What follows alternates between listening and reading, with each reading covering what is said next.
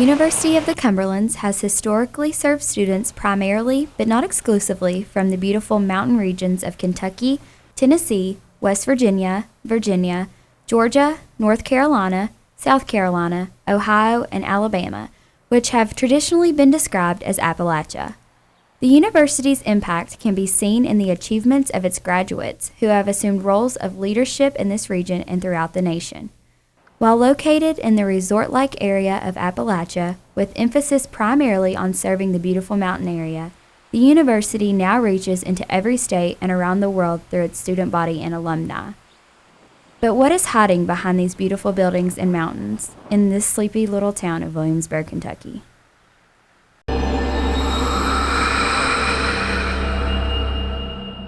I'm Erin Cundiff, and I'm the Residence Hall Director of Gillespie Hall. I've lived here 5 years.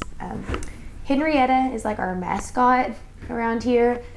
She is someone that we talk about a lot because it kind of makes us feel better about her. She supposedly, the story comes from that we had a girl here, and I want to say it was in the 60s maybe, and she was engaged and her boyfriend or fiance broke up with her and she killed herself in one of our rooms.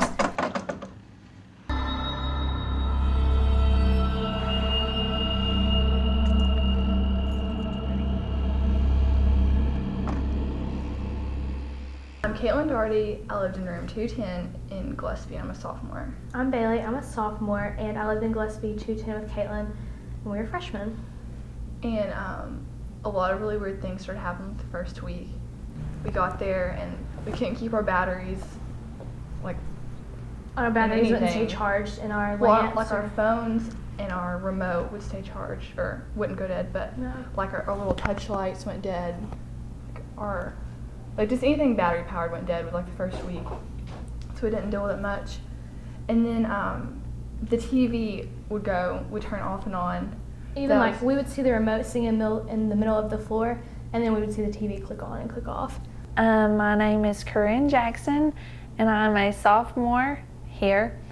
And last year I lived in Gillespie in room 201, and the TVs would turn on and off with no remote. My name's Courtney Fout. I'm a senior here at the University of the Cumberlands. My freshman year, I lived in Gillespie 312, right next to the attic.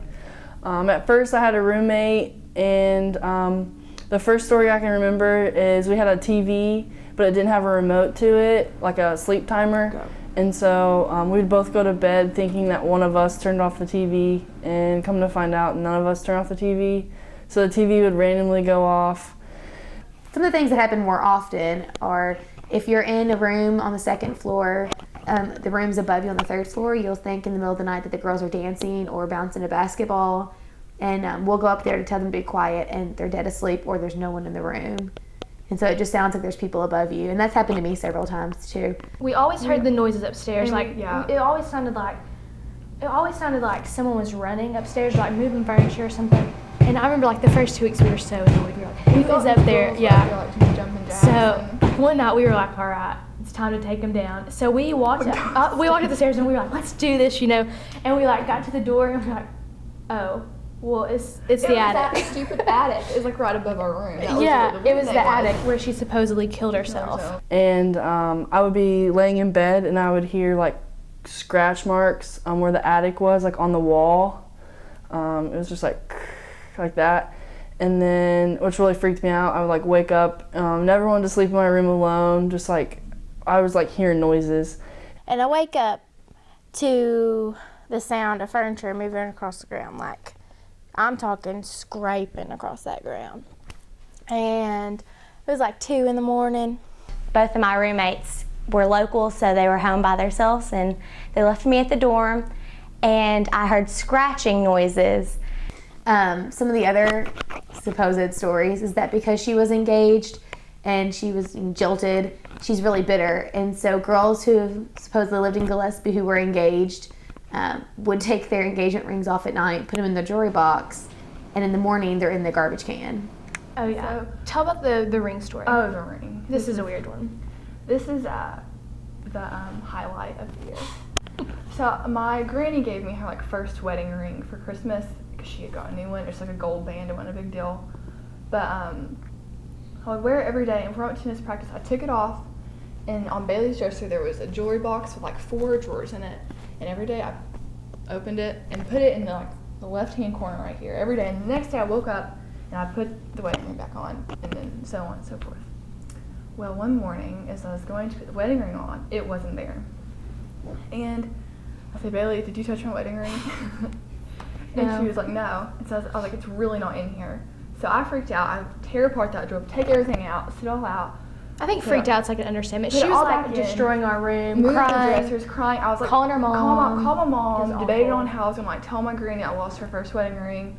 She's like crying, Bailey. Then I get jewelry involved. box. So I went through the jewelry box and tried to help out, be a good roommate. And then after I kind of like went through all the crap that you destroyed, then I went back to the jewelry box. And then that's when I opened it, and the ring was sitting Like, right literally there, right there. in the middle of everything. It's like all the stuff was scooted over, and the ring was sitting right there.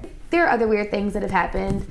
Like, you'll be in your, this happened to me a lot. When I lived in room 209, my closet door would open and shut by itself. And I'd be just sitting at my desk and it would open and shut.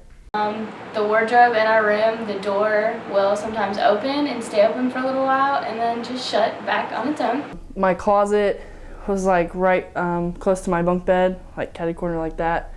And stuff would fall out of my closet.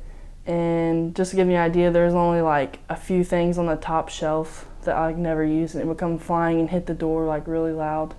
When I was an RA 3 years ago, I got done working one night and it was 2 o'clock in the morning, and I'd closed the office and locked the front door, and I went to the bathroom on the way to my room.